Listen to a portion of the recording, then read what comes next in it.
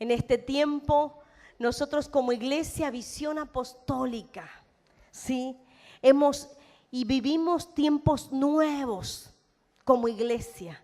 Estamos viviendo tiempos nuevos para aprender a oír la voz de Dios. Amén. Para aprender a escuchar la voz de Dios, para poder vivir en el Espíritu.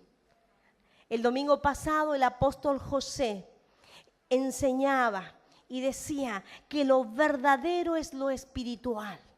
¿Usted se acuerda de esa prédica para los que vinieron el domingo? Lo verdadero es lo espiritual. Y nosotros somos espíritu. Pero ¿saben una cosa? Nosotros, ¿sí? Que somos argentinos, que somos de Occidente, que somos de América Latina, nos cuesta entender lo espiritual. Porque fuimos formados con un pensamiento griego, con lo pragmático, con lo que se ve, con lo que se toca. Si uno puede experimentar el espíritu es porque ha habido un trabajo y un proceso en donde yo me tengo que dejar ministrar por el Espíritu. Acá todos los domingos en esta plataforma hay una impartición espiritual. ¿Por qué unos reciben y otros no? Porque su espíritu se dispone a recibir. Amén. Y fíjense ustedes que a veces a nosotros nuestra mente formada desde la escuela, desde cuando íbamos a la escuela primaria, nos han enseñado el sistema lineal, ¿sí? El sistema, digamos que esto tiene un principio y tiene un fin y es todo recto. Pero en el mundo espiritual no es así. Quiero decirte que nuestro espíritu es mucho más grande que nuestro cuerpo natural. Y una vez estábamos conversando nosotros con un misionero de la India que estaba en casa, teníamos una escuela de misiones acá en la iglesia y nosotros estábamos ávidos de escuchar algo de la India y él nos decía que en Oriente es tan natural, la vida, se mueve tanto el espíritu, lo sobrenatural por supuesto del diablo, que él nos contaba que él estaba en una parada de trenes y él estaba esperando un tren y había un hombre parado, ¿sí? Y sostenía con su mente una bola de metal. Y él estaba parado y sostenía con el poder de su mente una bola de metal. Y yo le preguntaba, ¿qué hacía la gente? Y no, la gente en Oriente, en la India, en esos lugares de oscuridad, ¿sí? Está acostumbrada al mundo sobrenatural, por supuesto, de diseños del diablo. Y como el diablo es un imitador, ¿sí? Porque él no puede crear nada. Y nosotros acá en Occidente, la mayoría de nosotros, yo me recuerdo cuando yo era pequeña y ya teníamos televisor en la casa, veíamos Walt Disney, ¿sí? Y Walt Disney, fíjense los diseños de Walt Disney, los diseños diabólicos que hasta el día de hoy, ¿sí? Están en el primer top mundial, las películas, son diseños del diablo. Pero hay una corriente que nos quiso hacer creer que son fantasías. A los niños, no, eso es fantástico, eso no existe. Entonces el enemigo ha engañado, ¿sí? Nuestra mente, ¿sí? Para no creer en el espíritu. Y por eso muchos están atados y no pueden entrar en una vida del espíritu, porque no creen en el mundo espiritual. Pero yo te desafío en esta noche, si tú estás aquí, que tú entres y te prepares espiritualmente para recibir la impartición de los diseños de Dios. Amén, aleluya. Y esta prédica le he titulado La Justicia. Usted lo que traen para anotar. En este tiempo que ha comenzado el año 2013, hay cambios de paradigmas. Y yo le voy a hablar, paradigma es un modelo, es un sistema, ¿sí? Es un sistema. Y nosotros, por ejemplo, voy a dar un ejemplo de un paradigma. Nosotros vamos a cumplir 20 años de iglesia, ahora en el mes de mayo. Hace 20 años, cuando salíamos a predicar con mi familia, con folletitos por acá, por el barrio oeste, ¿sí? La gente no nos quería recibir a nosotros porque nos decían, ¿ustedes son los niños de Dios? Era una secta en ese entonces norteamericana que andaban caminando por acá por las calles en donde había abuso sexual de niños y a nosotros nos confundían con una secta. Hoy ya pasaron 20 años Y la iglesia evangélica es reconocida. Somos reconocidos, ¿sí?, por nuestro trabajo social, por nuestro trabajo con las familias, ¿sí? Hay un cambio de paradigma en este tiempo y nosotros hemos decidido, la iglesia apostólica es la que es sal y luz afuera, ¿verdad? Estamos hablando de ser sal y luz a donde vamos. Y ustedes saben que yo estuve una charla el miércoles pasado a la mañana con la legisladora Adriana Nájar. Ella me llamó a su despacho. Estuve hablando 2 horas y me dice, nosotros necesitamos en las talitas, necesitamos porque reconocemos la obra de los pastores que van casa por casa, que están haciendo un trabajo con las familias, que están cambiando las familias. Nosotros, la Iglesia Católica, no tenemos nada de eso, salvo una misionerita que vaya por ahí. Ellos necesitan lo que nosotros tenemos y ella en un momento me dice con lágrimas en los ojos, nosotros los legisladores, todos los legisladores necesitamos eso. Entonces en este tiempo hay un cambio de paradigma y le quiero contar otra anécdota, ¿sí? Un testimonio de lo que ocurrió a partir de la asunción del Papa Francisco I, el 13 de abril del 2013. Hubo un cambio de paradigmas, porque a partir de la asunción de este Papa, que después usted lo va a entender en el mundo del espíritu, si usted no entiende todo, no se preocupe porque su espíritu recibe, hubo un cambio de guardia en el mundo espiritual a nivel mundial. Y resulta que una discípula viene y me dice, vos sabés que esta docente viene y dice, tuve un problema en mi trabajo, una docente de más de 20 años de cristiana evangélica, dice, porque mi directora, ¿sí?, me dijo públicamente delante de los demás, ¿y no me vas a felicitar que asumió el Papa? No, ¿y por qué yo te voy a felicitar? No me va a felicitar, y se puso enloquecida la directora. Entonces dice, bueno, porque a nosotros recibimos felicitaciones de los musulmanes, de los judíos, ¿cómo no me vas a felicitar? No tengo por qué felicitarla si usted sabe mis creencias. Entonces estaba tan ensañada esta directora que habló con la hermana de ella y le dijo, ¿sabes qué? Tu hermana no me ha saludado y no me ha felicitado. Entonces fíjense, en una Argentina que estamos hablando de que todos podemos confesar y profesar la fe que queremos, ¿sí?, que vivimos y estamos en un estado de derecho, ahí se está violando un derecho porque esta mujer es su directora. No sé si me entienden. Después había una nena también que vino a nuestra iglesia, a la escuela bíblica, de 8 años. Su maestra la humilló porque ella estaba en la clase de religión leyendo su Biblia, porque le decimos a los chicos que ellos no sean confundidos, que le respeten y vayan con su Biblia si permanecen en el aula. Y esta maestra la humilló también públicamente a causa de su fe. Entonces, ¿qué quiero hablar? Que en estos cambios de paradigmas nosotros tenemos que estar preparados como iglesia. ¿Cómo hago yo? ¿Sí? En estos cambios de paradigma, ¿cómo hacemos como hijos e hijas de Dios? Tenemos que estar preparados para dar respuesta. Amén. Y yo quería compartir un texto que son 2 versículos en el Evangelio de Mateo. ¿Sí? Ahí lo vamos a tener en pantalla. Cuando nosotros oramos y conocemos la palabra del Señor, ¿sí?, cuando dice el Evangelio, dice, y oraréis así. Jesús nos enseña a orar. Amén. Él nos enseña a orar, sí, Mateo 6, versos 9 y 10. Y cuando Jesús nos enseña a orar, ¿sí?, Padre nuestro que estás en los cielos, santificado sea tu nombre, venga tu reino y hágase tu voluntad en la tierra como en el cielo. Hoy estuvimos adorando tu gobierno, tu cielo gobierna, tu cielo reina. Pero nosotros, para entender lo que es reino, necesitamos entender lo que es gobierno, ¿sí? Y para entender gobierno, lo primero que viene a nuestra mente es una corrupción, ¿sí? Porque estamos acostumbrados a la corrupción de Argentina. Estamos acostumbrados y creemos que no puede existir, ¿sí?, un gobierno sin corrupción, no puede existir una persona que esté en el gobierno y que no tenga que hacer tranzas y robar e ir por izquierda, porque esa forma de pensar la hemos adquirido porque vivimos en un país corrupto. ¿Me entiende?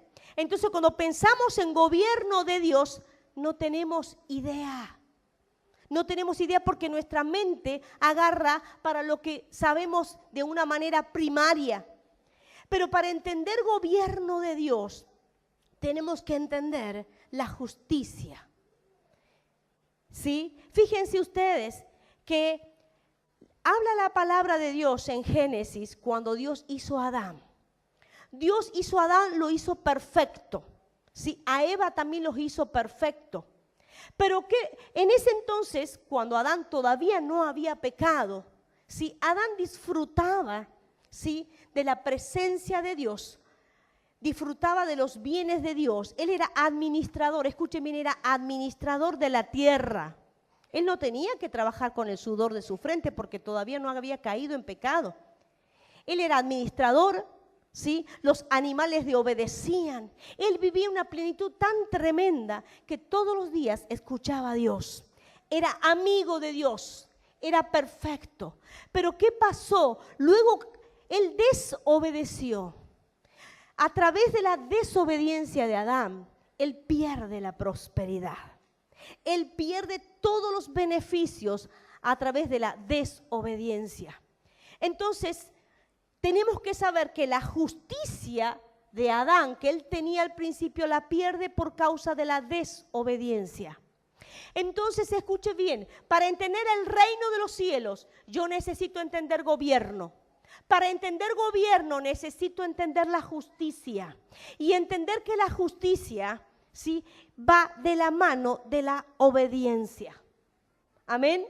La obediencia, porque si nosotros no practicamos la obediencia, dice la palabra de Dios que Jesús fue obediente hasta la muerte y muerte de cruz.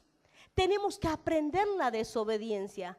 Nosotros cuando nacemos, no nacemos obedientes. Usted ve un nene de 2 años, ¿sí? Hay niños de 2 años, hay bebés, mejor dicho, ¿sí?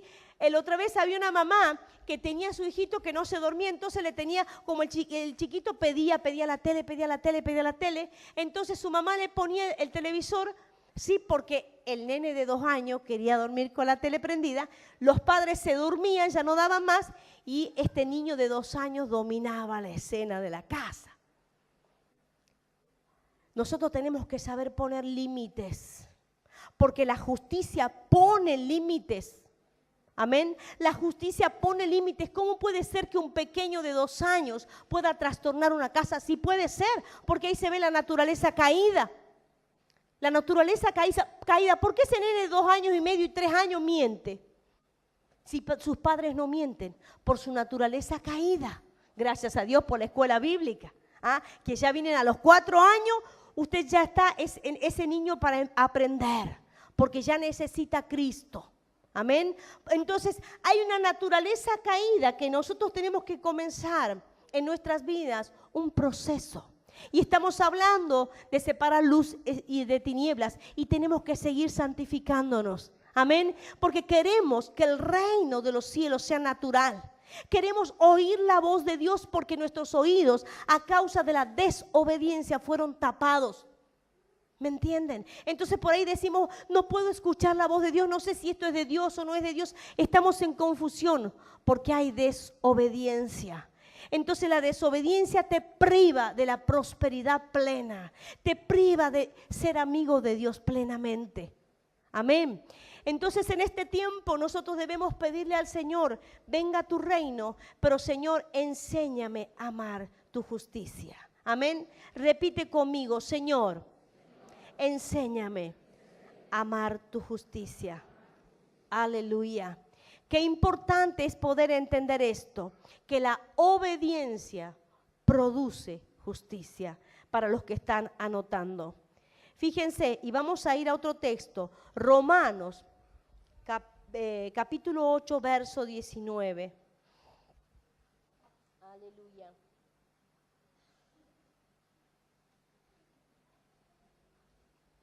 Gloria a Dios.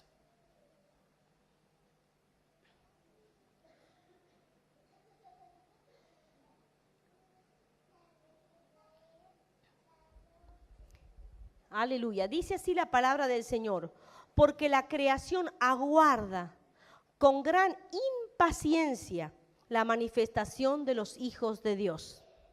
Fíjense que Dios está esperando que tú te manifiestes.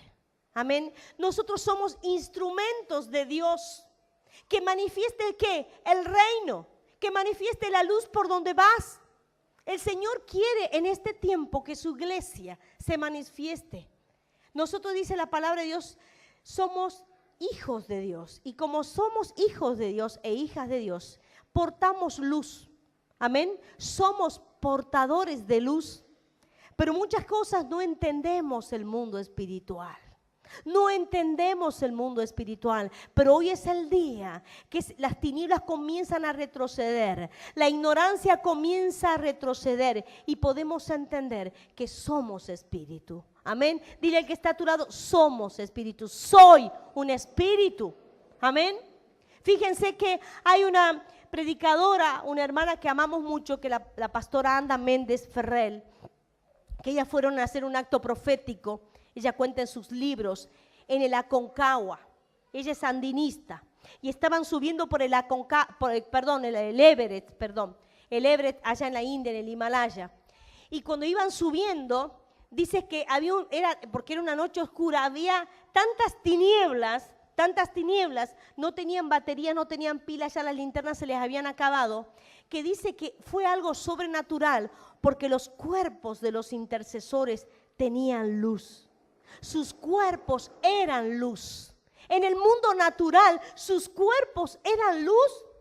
Entonces yo tengo que entender de donde yo voy portando la luz que es Cristo. Amén. Yo debo entender eso en el mundo espiritual y debo seguir acercándome a la luz que es Cristo. Amén. Y cuando yo me acerco a esa luz halógena, a ese microscopio, sí, de Dios, yo cada vez tengo que entrar en ese proceso de santificación y decir, Señor, muéstrame mi desobediencia. Amén. Estamos como iglesias desafiados.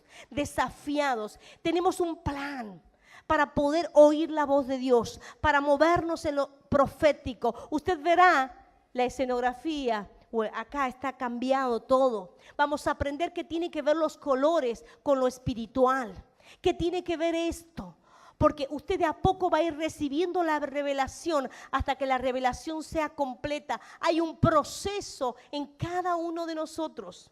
¿Sí? Si entramos en la visión, si no nos quejamos, si no empezamos a preguntar, porque generalmente el argentino siempre se queja y el tucumano. No sé si se ha dado cuenta usted. Esta es una parada del banco, los autos están estacionados, hay un problema así con los autos amontonados y ya empiezan los bocinazos y ya empieza la gente, se enoja. El argentino es muy irascible, y nos enojamos por todo y ya están los insultos. Y lo mismo ocurre cuando vemos la televisión y empezamos a criticar. ¿Usted ha visto a alguien que no critique frente a la televisión? Entonces ha hallado un santo. Todo se critica y también se viene a la iglesia y se critica. No estoy de acuerdo con mi líder. Empiezo a murmurar. No, yo quiero esta célula, no, yo quiero esta otra. ¿Y por qué? ¿Y por qué? ¿Y por qué? ¿Saben una cosa? No tenemos idea de obediencia. No tenemos idea. Y Jesús fue un ejemplo en obediencia a su Padre. Él hizo todo lo que su Padre le mandó hacer. ¿Sí? Muerte de cruz. Qué tremendo. Por eso es importante que nosotros nos manifestemos en este tiempo a donde vayamos y creamos en la obra de Cristo. Amén. Aleluya. Y vamos a ir a otro texto que es Hebreo, capítulo 1, versos 8 y 9. Aleluya. Para que podamos entender cómo es el trono de Dios. Aleluya. Dice el libro de Hebreos 1, 8 y 9. Tu trono, oh Dios, es eterno y para siempre. El cetro de tu reino es un cetro de justicia. Amas la justicia y odias la maldad. Fíjense que el trono de Dios es un trono de justicia, diferente a la justicia de los hombres. En otro texto dice que la justicia de los hombres, sí, es como un trapo de inmundicia. Y en unas versiones más viejas dice que es como mujer menstruosa, como el paño de la mujer menstruosa. Habla de la inmundicia, de la justicia de los hombres como trapo de inmundicia. Y es así. Pero la justicia de Dios, donde está el trono de Dios, su estrado, es justo. Amén. Dice que es eternamente justo. Su cetro, que es el bastón, es su equidad, su justicia. Y a veces nosotros estamos en nuestras vidas viviendo en injusticia. Y en realidad estamos viviendo en iniquidad porque no nos hemos limpiado, no nos hemos cepillado de toda nuestra maldad. Y lo opuesto a la justicia es la iniquidad, que se transforma en injusticia en nuestras acciones. Entonces, para entender el trono de Dios, yo tengo que decirle al Señor, enséñame a entender tu justicia, revélame y enséñame a amar tu justicia. Ahora, si usted está dudando de que Dios es justo, tiene que volver a los pies del Señor. Amén. Porque fíjense, usted puede tener fe. Escuche bien, usted puede tener fe y Dios lo ha sanado de un milagro y quizás usted está acá porque muchas cosas, Dios ha restaurado su matrimonio, quizás Dios lo ha sanado de alguna enfermedad, Dios le ha prosperado, lo ha sacado de una quiebra económica, pero usted viene porque para conseguir más fe, para obtener cosas, pero en realidad la fe es un medio para llegar a la justicia. Amén. La fe es un medio. La fe no es en sí misma un fin, sino que mi fe me tiene que llevar, sí, a la justicia, a ser una persona justa. Amén. A ser una persona que empiece a amar la justicia de Dios y a creer en la justicia de Dios. Amén. Pero nosotros, en nuestra mentalidad occidental, ¿sí? Nosotros nos cuesta y tenemos la imagen, no sé si usted la vio, la imagen de la justicia que está en nuestra Plaza Independencia. ¿Cómo es la imagen? Es una mujer, ¿sí?, que tiene tapados los ojos, vendados los ojos, lleva en su mano una balanza de libra, una libra en realidad, y me puse a estudiar y a rever algunos apuntes, y si nosotros nos remontamos, ¿sí?, es una diosa egipcia. La iconografía de la justicia, ¿sí?, que nosotros tenemos, y usted si entra en Google se va a fijar, y usted ponga imagen de la justicia, esa imagen de la diosa Amat, ¿sí?, en la historia de Egipto, ¿sí?, existió un libro que es el libro de los muertos. Este libro de los muertos está en el Museo Británico. Y en ese libro de los muertos habla que esta diosa egipcia pesaba los corazones en esa balanza que es como el signo Libra. Y esa balanza, esta diosa pesaba los corazones de los muertos. Entonces fíjense que ese ícono de justicia, entre comillas, esa imagen está puesta en los lugares más importantes del mundo. Está colocada, ¿sí?, una diosa, que detrás de esa diosa Amat hay una entidad espiritual. Y dice, usted busca en Wikipedia y dice que la justicia está representada, vendada, porque no discrimina a las personas, sino que juzga de una manera recta. Pero eso es una mentira. Y nosotros cuando nos movemos en lo profético y apostólico aprendemos a leer las señales. En realidad la justicia de los hombres está ciega. Está ciega, pero nosotros debemos comenzar a sacarnos esas vendas de los ojos y a decirle al Señor, Señor, enséñame a amar tu justicia, enséñame a amar tu trono, enséñame a amar lo que es reino. Quiero entender y quiero ser obediente porque es un acto voluntario. ¿Sabe usted?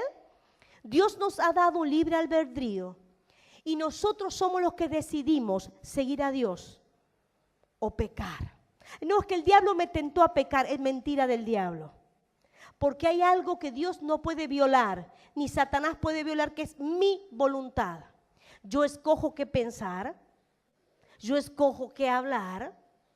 Nosotros tenemos un libre albedrío, una libre decisión, un libre escogimiento. Entonces tenemos que entender que si pecamos es por mi elección. ¿Sí? Y si decido ser íntegro, ser santo, si integridad, yo decido vivir una vida santa. Amén. Entonces es una decisión. Entonces ser obediente es una decisión. Y fíjense que en nuestra vida pastoral, muchas veces nosotros damos consejería. Nosotros el presbiterio, la primera línea. Y a veces estamos 2 horas charlando con una persona. 2 horas y media. Le oramos, le ministramos. Buscamos el consejo de Dios. Este es un padre, ¿sí?, que venía a la entrevista porque tenía mala relación con su hijo que había sido abusado sexualmente. Entonces nosotros le dijimos, bueno, vos tenés que acercarte a tu hijo. Vos tenés que ser ese modelo de varón porque ese hijo tuyo está necesitando que tú te le acerques. Nunca obedeció. Entonces, a veces decimos, no, yo no soy desobediente, no he robado un banco, no he matado a nadie, pero resulta que soy desobediente porque me voy y no hago nada de lo que dijeron mis líderes, porque creen que los pastores somos curanderos, creen que porque nosotros vamos a estar 2 horas, las cosas van a cambiar. No es así, porque la obediencia está en cumplir el consejo del que le hemos dado, ya sea económico, ¿sí?, ya sea un consejo matrimonial. Entonces muchos hacen lo que bien le parece. Entonces después dice, ¿Dios es injusto? No, Dios no falla. Dios dice que su trono es eterno y es para siempre. En los que fallamos somos nosotros, porque hemos sido desobedientes. Ay, que no estoy de acuerdo con mi líder y yo no estoy de acuerdo con lo que me ha dicho. Entonces tomo esto y lo otro no lo tomo.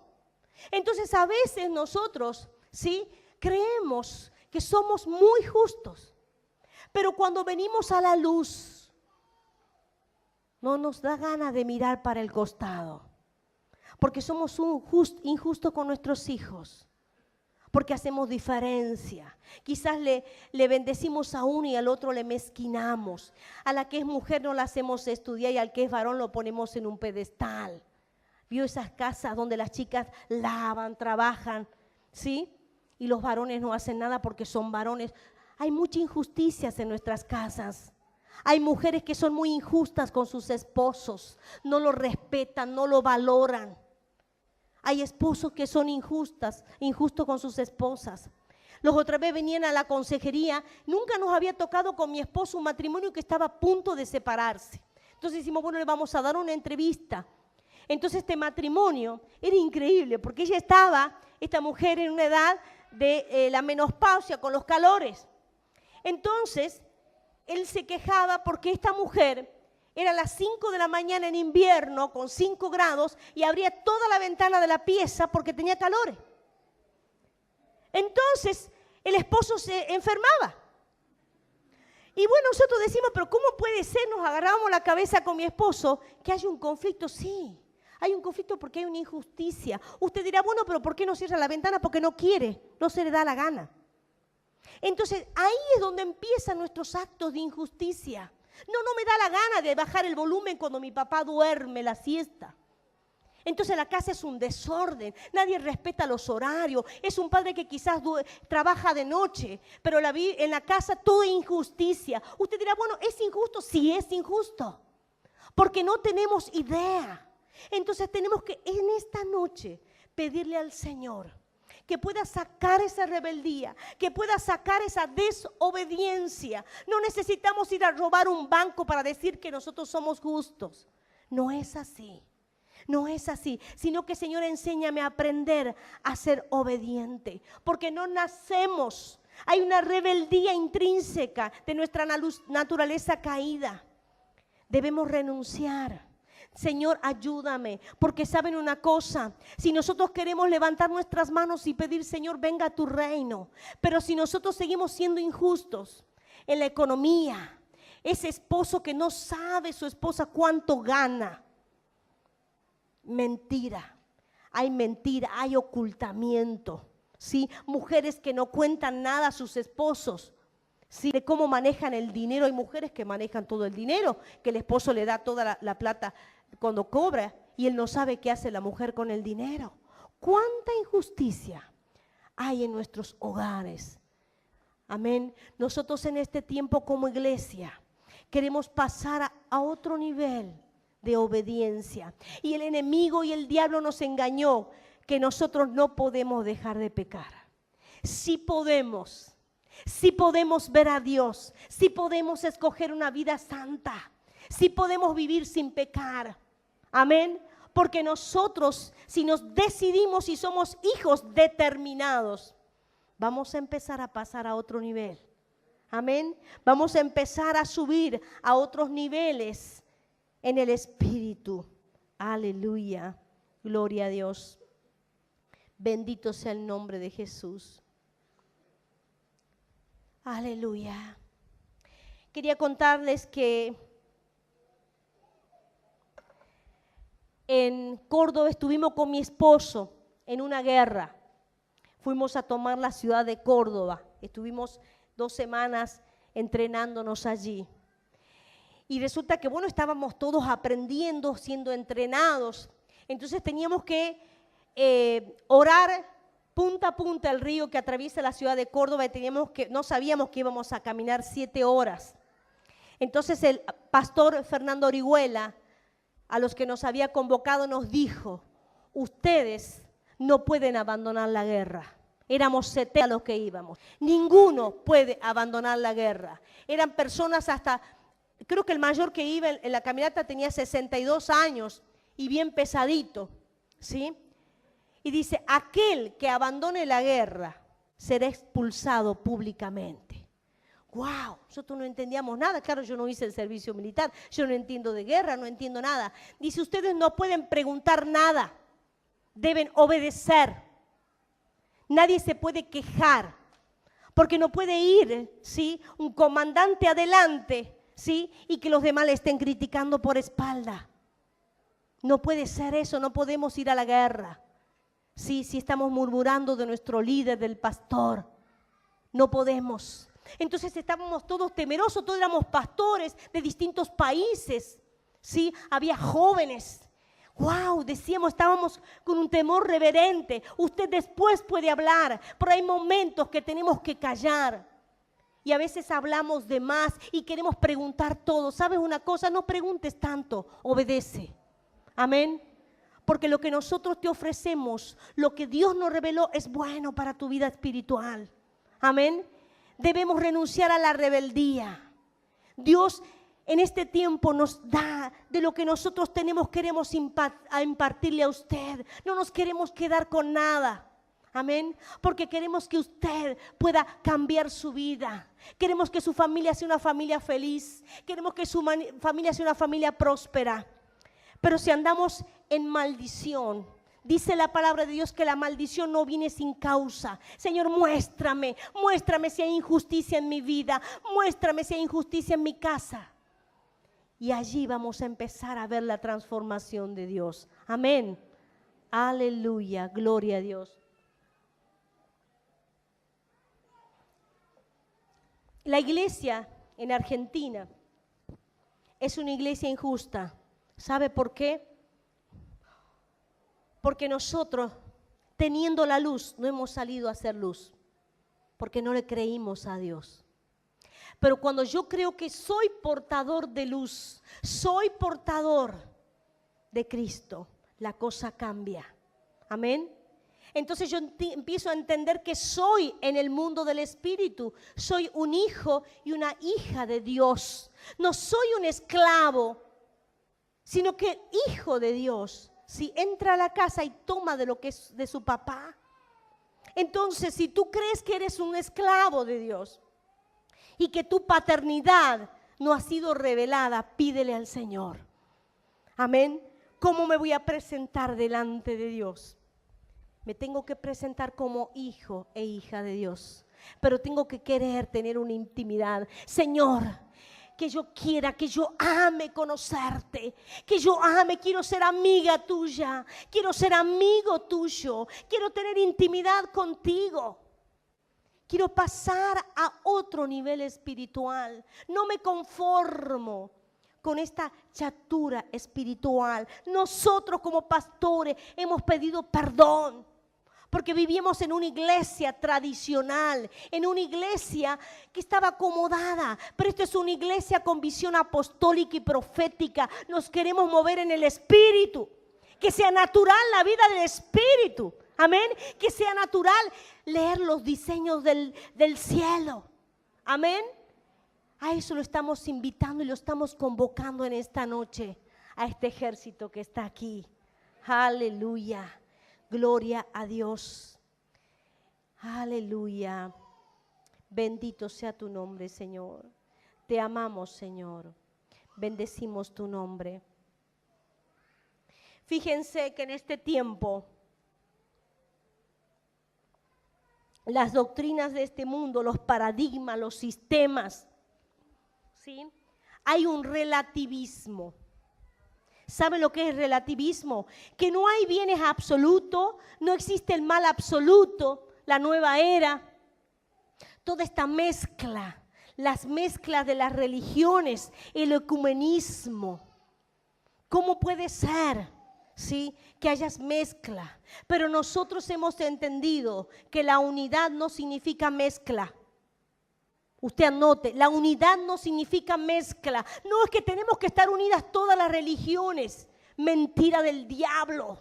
Porque yo no puedo estar reunida con alguien que está adorando a Satanás y yo adoro a Dios. Sí, Dios es celoso. Dios quiere que solamente le adoremos a Él. Y esas mezclas, lo relativo, es que no está tan mal, no está tan mal. Y bueno, ¿sabe qué es lo relativo? Bueno, yo le dije a mi hijo que venga a las 2 de la mañana. Entonces, vine a las 3, a las 4. Y bueno, la primera noche me enojo. Y la segunda ya lo dejo que venga a las 4 de la mañana. Entonces, relativizo mi propia autoridad. No sé si me entiende. Porque no pongo límites. Entonces usted dice, sí, no está en autoridad, no le ha puesto límites, porque no, déjalo que haga así nomás. Entonces hemos puesto normas en las casas, reglas en las casas y nosotros mismos la violamos. Bueno, no, déjalo que sea desobediente, total no quiero renegar, no queremos renegar. Entonces los límites se corren. Y bueno, no está tan mal entonces que tenga relaciones sexuales, no está tan mal que sea gay. Entonces el movimiento, ¿sí?, del relativismo, del posmodernismo, acepta cualquier cosa, cree que todos esos caminos llevan a Dios. Mentira del diablo, ¿sí? Hay un solo trono, hay un solo Dios, ¿sí? Hay un solo rey, rey de reyes, señor de señores, que Él gobierna, que Él reina, que está sentado en el trono y su trono es trono de justicia. Amén. Entonces tenemos que eliminar de nuestra mente el relativismo. Bueno, no importa si en esa película, entonces los niños de 5, 7 años están viendo las novelas con travestis. Bueno, no importa, total, ya estamos acostumbrados, se tiene que acostumbrar. ¿Ah? Y bueno, no importa que vea un poquito de pornografía, se tiene que acostumbrar. Relativizamos las cosas. Y Dios es absoluto. Amén. Dios es absoluto. Quiere nuestra obediencia, que seamos obedientes en todo. Y si tu líder se equivoca, escucha bien, Él tiene quien le juzgue. Amén. Y si tu pastor se equivoca porque no somos perfectos, ya tiene quien le juzgue. Amén. Pero Dios va a mirar tu obediencia, va a mirar tu corazón. Enséñanos, Señor, a ser obediente. Aleluya. Repite conmigo, Señor, enséñame a ser obediente. Aleluya. Gloria a Dios. Fíjense que el arma más poderosa de la iglesia no es la sangre de Jesucristo, sino es la justicia de Dios. La justicia, porque tú puedes, ¿sí? Tú has sido lavado y limpiado con la sangre del Cordero. pero eso no te habilita para entrar en los lugares celestiales porque hay injusticia. Amén. Porque cuando nosotros recibimos a Cristo, las personas que pasaron, empezamos ahora un proceso de caminar, de santificarnos, de avanzar. La revelación, usted va a tener una revelación o se activa la revelación en usted. Amén. Se está activando. Usted tiene que entender lo espiritual. Aleluya.